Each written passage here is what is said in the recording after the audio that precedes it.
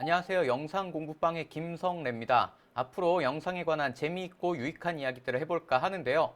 이야기에 앞서서 구독과 좋아요를 눌러주시면 복 받으실 겁니다. 안녕하세요. 팀 CSR 김승현입니다. 오늘은 지난 시간에 이야기했던 다빈치 리졸브로 자막 넣기에 대해서 얘기해 보겠습니다. 프리미어나 다른 편집 툴을 써보신 분들은 자막 넣는 각자의 방법들이 있으실 건데요. 오늘은 다빈치 리졸브만 가지고 자막 넣는 방법들에 대해서 이야기해 보겠습니다. 다빈치 리졸브를 쓰시는 분들이 자막이 아쉽다는 말씀을 종종 하십니다. 근데 또 써보면 기본적인 자막들이 생각보다 잘 만들어져 있다는 생각이 듭니다. 먼저 다빈치 리졸브에서 제공하는 자막의 종류는 크게 세 가지인데요. 타이틀, 퓨전 타이틀, 서브 타이틀 이렇게 세 가지가 있습니다. 타이틀은 기본적인 형태의 자막이고요. 퓨전 타이틀은 퓨전 페이지에서 만든 프리셋, 템플릿이라고 생각하시면 될 것 같습니다. 마지막은 서브 타이틀입니다. 서브 타이틀은 유튜브 CC 자막 같은 보조 자막이라고 생각하시면 될 것 같습니다. 일단 서브 타이틀부터 이야기를 시작해 보겠습니다. 서브 타이틀은 일단 여러분께서 예전에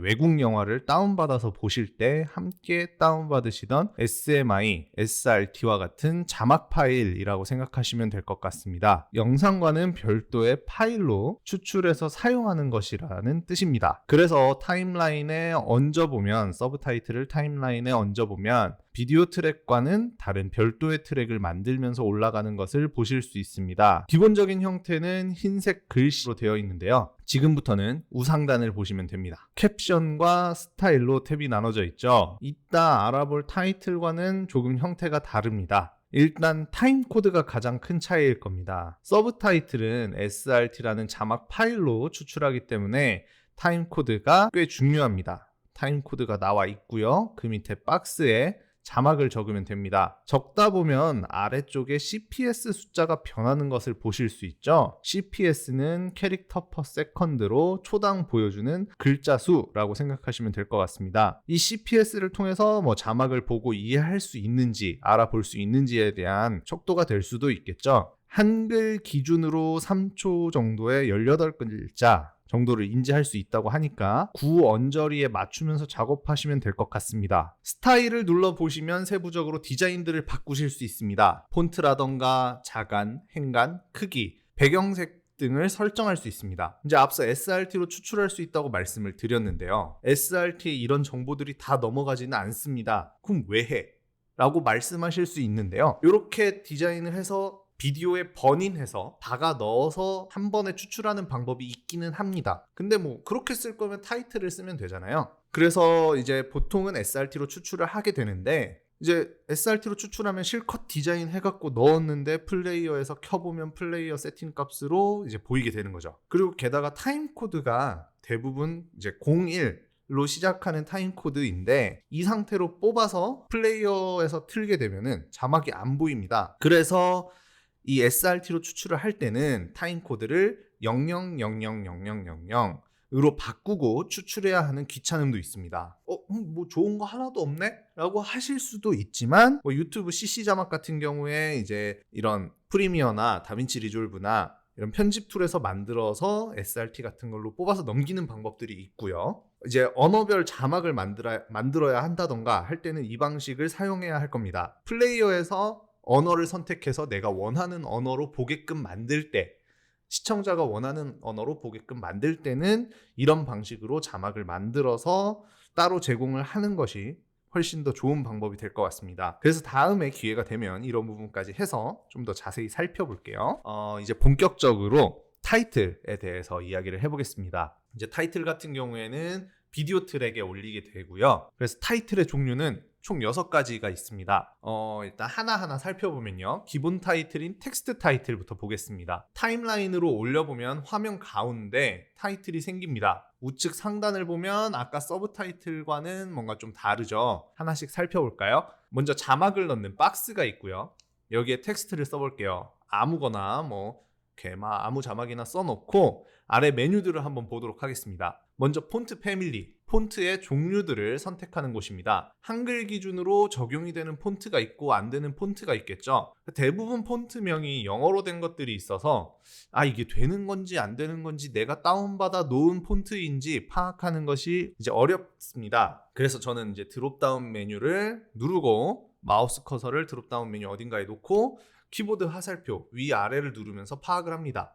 원하는 디자인의 폰트가 나올 때까지요. 원하는 폰트가 나왔으면 다음은 폰트 페이스입니다. 폰트의 볼드, 이태릭 등의 형태를 정해주는 기능입니다. 다음은 컬러와 사이즈, 말 그대로 폰트의 색상과 크기입니다. 트래킹은 자간이라고 생각해 주시면 될 것 같습니다.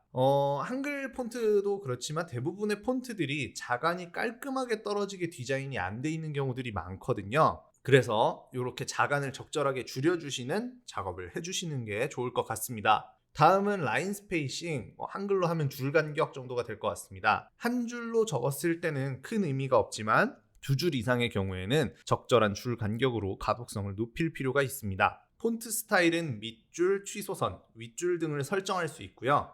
다음은 폰트 케이스입니다. 한글에서는 쓸 일이 없습니다. 영어를 사용할 때 대문자, 소문자 등을 선택할 수 있는 기능입니다. 근데 아마도 저는 안 쓸 것 같습니다. 그냥 Shift 누르면서 대문자, 소문자 제가 나눠서 칠 것 같습니다. 네, 뭐 그렇고요. 얼라인먼트와 앵커는 정렬할 때 사용하시면 좋습니다. 포지션과 줌은 이제 이 자막을 하나의 클립으로 보고 움직이는 겁니다. 타임라인 모니터에서도 움직일 수 있는데요. 화면상에서 자막을 클릭해 주시고 활성화된 박스를 움직이시면 됩니다. 용도에 따라 적당한 사이즈를 맞춰주시면 될 것 같아요. 로테이션 앵글은 자막 박스의 각도인데요. 사용할 일은 거의 없을 것 같습니다. 사실 이 다음이 더 중요합니다. 이 다음은 이제 가독성을 높이는 방법으로 사용이 될 수 있는 부분들인데요. 드롭 섀도우와 스트로크, 그리고 백그라운드입니다. 일단 드롭 섀도우부터 보면요.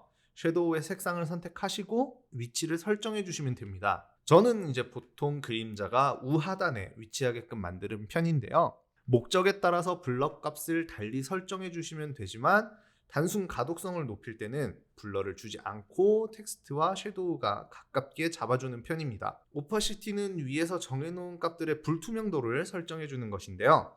역시 가독성을 높이는 방법으로 사용할 때는 100으로 놓고 가장 또렷하게 만드는 편입니다. 스트로크 같은 경우에는 때에 따라서 사용을 하는데요. 일반적인 말자막들을 만들 때보다는 포인트 자막들을 만들 때 사용하는 편입니다. 적당한 크기로 만들어서 폰트에 입체감을 줄 수가 있는데요. 스트로크만 사용하는 경우도 있지만 저는 드롭 섀도우와 같이 사용하는 것을 선호합니다. 스트로크만으로는 밋밋한 경우에 적절한 드롭 섀도우와의 조합으로 쉽게 강조하거나 가독성을 높이실 수가 있습니다. 다음은 가독성을 높이는 데 있어서 제 생각에 가장 효과적인 방법인 백그라운드입니다. 이제 검은색 바탕에 흰 글씨 혹은 흰 바탕에 검은 글씨 이런 식으로 사용을 많이 하게 되는데요.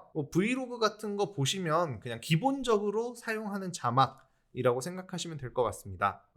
일단 저는 흰색 자막을 만들어 놨으니까 배경은 검정색으로 만들어 보겠습니다. 컬러와 아웃라인 컬러가 있는데요. 컬러는 자막 박스 내부의 색상, 아웃라인 컬러는 자막 박스 테두리의 색상이라고 생각하시면 됩니다. 저는 보통 아웃라인은 잘 안 넣는 편이어서 크게 신경 쓰지는 않지만 오늘은 기능을 하나하나 설명해 드리는 거니까 대비가 되게 흰색으로 잡아주겠습니다. 바로 아래 아웃라인 위스 값은 앞서 정해준 자막 박스 테두리 굵기를 얼만큼 하겠냐는 거고요. 너무 크면은 또 이상하니까 저는 적절하게 5 정도로 놓겠습니다. 바로 아래 위스와 헤이트 있죠?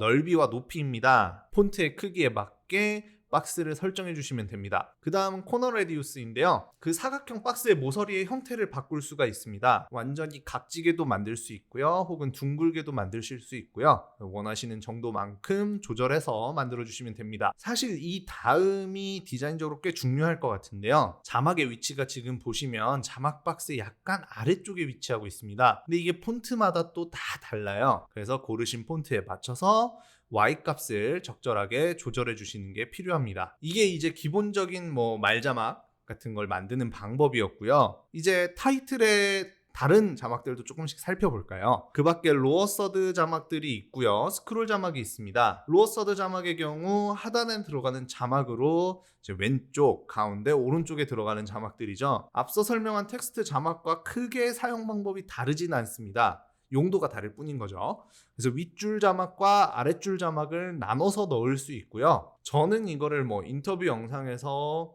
이제 인물 이름과 소속 같은 거를 알리는 자막으로 종종 사용을 합니다. 그래서 윗줄에는 뭐 직책이라든가 소속, 아래쪽에는 이제 이름, 이런 식으로 인터뷰어를 안내하는 자막으로 종종 사용을 하고요. 이제 스크롤 자막은 영화 엔딩 스크롤이라고 보통 많이들 말을 하죠. 그래서 그런 엔딩 스크롤로 사용을 하는 자막입니다. 뭐 자막의 클립 길이를 조절을 하면은 이제 스크롤 속도가 자동으로 조절이 되고요. 맨 밑에서부터 자막이 끝날 때까지 쭉 올라가는 것으로 보시면 됩니다. 이렇게 기본 타이틀 자막들을 살펴봤는데요. 간단하게 사용하기에는 나쁘지 않다는 생각이 듭니다.